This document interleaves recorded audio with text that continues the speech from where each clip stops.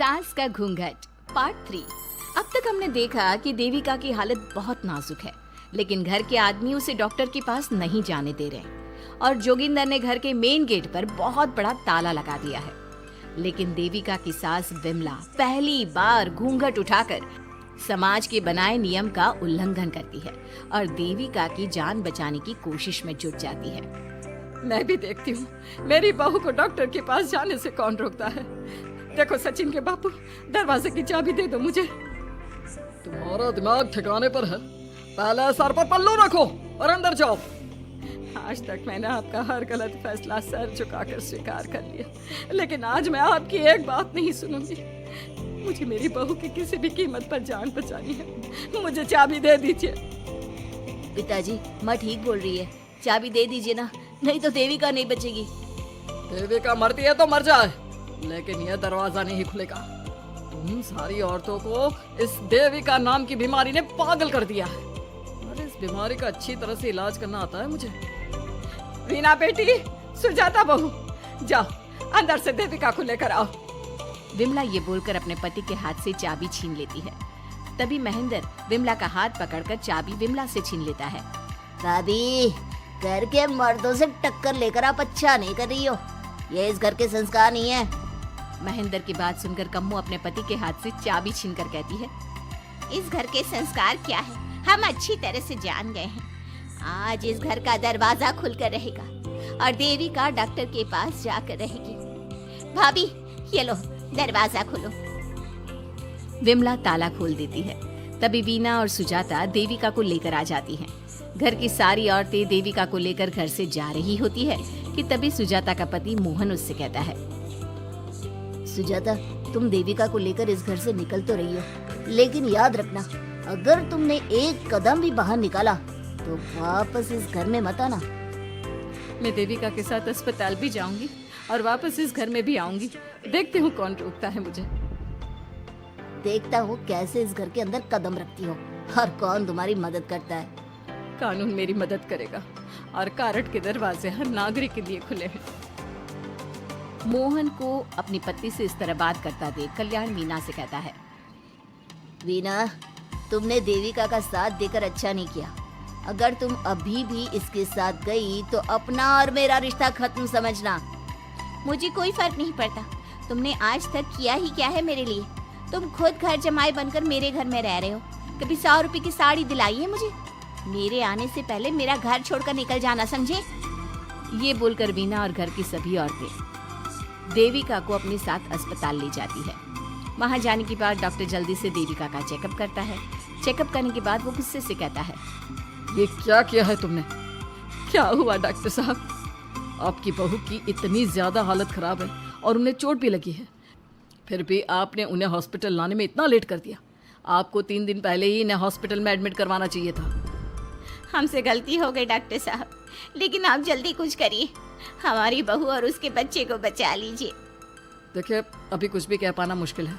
हम माँ और बच्चे में से किसी एक को ही बचा सकते हैं। आप सोच लो किसे बचाना है। डॉक्टर साहब, आप देविका को बचाइए, उससे कुछ नहीं होना चाहिए। देखिए, हमें देविका का ऑपरेशन करना पड़ेगा। आप इनके पति को बुलाइए, हमें कुछ पेपर पर साइन करवाने हैं। डॉक्टर की बात सुनकर सभी औरतें सोच में पड़ जाती हैं। तभी वीना कहती है, डॉक्टर साहब, इनके पति नहीं आ सकते, ये इनकी सास है विमला देवी, आप इनसे साइन करवा लीजिए। लेकिन पेशेंट की हालत इतनी नाजुक है, इनके पति है कहाँ? वो अपने आदमी होने का धर्म निभा रहा है, पति धर्म के बारे में उसे कुछ नहीं पता। डॉक्टर साहब, वो नहीं आएगा। क्या क्या करना है आप मुझे बताइए। थोड़ी देर बाद डॉक्टर देविका का ऑपरेशन शुरू कर देते हैं। जब वो ऑपरेशन थिएटर से बाहर आते हैं तो कहते हैं, आप लोगों की किस्मत अच्छी है, देविका भी सुरक्षित है और उसका बच्चा भी। डॉक्टर, बेटा हुआ है या बेटी? बेटा हुआ है। सब लोग बहुत खुश होते हैं। कुछ दिन तक देविका उसी हॉस्पिटल में रहती है और उसके ससुराल की औरतों ने उसका बहुत ध्यान भी रखा। अब देविका कुछ हद तक ठीक हो गई। डॉक्टर ने देविका को घर जाने की इजाजत दे दी, लेकिन सभी सोच में पड़ गए। हम भाभी को घर ले तो जाएं, लेकिन माँ, आपको घर का माहौल पता है ना, देविका भाभी अभी पूरी तरह से ठीक नहीं हुई। भाभी वहाँ आराम नहीं कर पाएंगी और पता नहीं घर के सारे आदमी हमारे साथ क्या करेंगे। माँ, क्या हम डॉक्टर से बात करके देविका को थोड़े दिन और यहाँ नहीं रख सकते? जब वो पूरी तरह से ठीक हो जाएगी तो उसे यहाँ से ले जाएंगे। ये बात सुनकर विमला सोच में पड़ जाती है। तभी कम्मो कहती है, तुम दोनों ठीक कह रही हो, मैं अभी डॉक्टर से बात कर लेती हूँ। कम्मो डॉक्टर से बात कर लेती है और देविका कुछ दिन में बिल्कुल ठीक हो जाती है। देविका अपने बच्चे को गोद में लिए बाकी औरतों के साथ अपनी ससुराल जाती है, लेकिन घर के सभी आदमी उन्हें दरवाजे पर ही रोक देते हैं। खबरदार, तुम में से कोई भी औरत अगर घर के भीतर घुसी, अगर तुम घर में कदम रखोगी तो घर अपवित्र हो जाएगा। घर हमारे कदम रखने से अपवित्र नहीं होगा, बल्कि आपकी गंदी सोच की वजह से घर क्या, अरे पूरा समाज अपवित्र हो रहा है। सुजाता, मैंने मना किया था ना घर से बाहर जाने के लिए। अब एक काम कर, जैसे यहाँ आई है वैसे ही यहाँ से सीधा अपने मायके लौट जा। क्यों जी, क्यों चली जाऊँ मैं अपने मायके? मैं जब तक चाहूँ यहाँ रह सकती हूँ। अगर आपने मुझे इस घर में आने से रोका तो मैं आपकी पुलिस में शिकायत कर दूंगी। रीना, इन सब की तरह तुम्हारा भी दिमाग खराब हो गया है। अब मैं तुम्हें बिल्कुल बर्दाश्त नहीं करूंगा। तुम्हें ऐसी सजा दूंगा कि तुम याद रखोगी। सजा बाद में देना, पहले मेरे घर से बाहर निकलो। खुद पूरी जिंदगी में एक घर नहीं खरीद पाए और मुझे सबक सिखाने की बात बोल रहे हो। देखो बिना, तुम इस घर की बेटी जरूर हो, लेकिन कल्याण इस घर में ही रहेगा।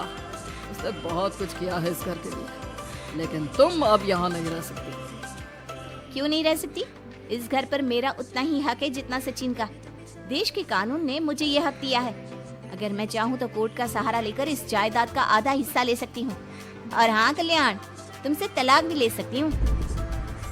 रीना, देविका के साथ रह रहकर तुम्हारा दिमाग भी खराब हो गया है। और कम्मो, मैंने तुमसे कितना मना किया, घर से बाहर मत जाओ, देविका की मदद मत करो, लेकिन तुमने मेरी एक नहीं सुनी। अब तुम इस घर से और मेरी जिंदगी से चली जाओ। ये कदम उठाकर तुमने बिल्कुल अच्छा नहीं किया। ये कदम तो मुझे उस समय उठाना चाहिए था जब मैं माँ बनने वाली थी। आपके झूठे अहंकार और गलत नियमों की वजह से मैंने अपने दो बच्चे खो दिए। अगर उस समय मैं दाई अम्मा से इलाज ना कराती और हॉस्पिटल चली जाती तो सचिन के बराबर मेरे भी 2 बेटे होते। सभी पति इस बात पर अड़े हुए थे कि वो अपनी अपनी पत्नियों को घर के अंदर नहीं आने देंगे। देविका बहुत देर तक सबकी बातें सुनती रही। फिर उसने अपने पति से कहा, सचिन, तुम्हारे घर के आदमियों की बात तो मैंने सुनी, अब तुम बताओ तुम्हारा क्या फैसला है? देविका, मुझे माफ कर दो, मैं तुम्हारे लिए कुछ नहीं कर सकता, मैं मजबूर हूँ। मुझे पता था सचिन, तुम्हारा यही जवाब होगा। मुझे अपने आप पर हैरानी है कि मैंने बिना रीढ़ की हड्डी वाले आदमी से प्यार ही क्यों किया, शादी क्यों की। अब मैं आप सबसे बस आखिरी बार पूछ रही हूँ, तुम हमें अंदर आने दे रहे हो या नहीं, या मैं पुलिस को फोन करूँ? देविका, आज तक हमारे गांव में पुलिस ने कभी कदम नहीं रखा और तू हमारे घर के दरवाजे पर पुलिस को लेकर आएगी? तेरी हिम्मत कैसे हुई ये बात करने की? आज तक इन औरतों ने घर से बाहर कदम नहीं निकाला था और 2-4 दिन में तूने इन सबको इनके अधिकार भी याद करा दिए। अब तो तुम बिल्कुल इस घर में नहीं आ सकते। घर की औरतें घर के बाहर खड़ी थी और घर के आदमी घर के दरवाजे पर। उनकी लड़ाई देखकर पूरा गांव इकट्ठा हो गया। देविका को अस्पताल पहुंचाकर घर की औरतों ने काम तो अच्छा किया। इस काम से देविका और उसके बच्चे की जान भी बच गई, लेकिन इनकी जान बचाने की कीमत घर की औरतों को कैसे चुकानी होगी, इसके लिए आपको आने वाला एपिसोड देखना होगा। और हमारे प्यारे दर्शकों, हमें कमेंट करके जरूर बताइए कि देविका के साथ बाकी औरतों को क्या करना चाहिए। क्या उन्हें घर के अंदर जाने के लिए संघर्ष करना चाहिए या फिर वो घर छोड़कर चले जाना चाहिए?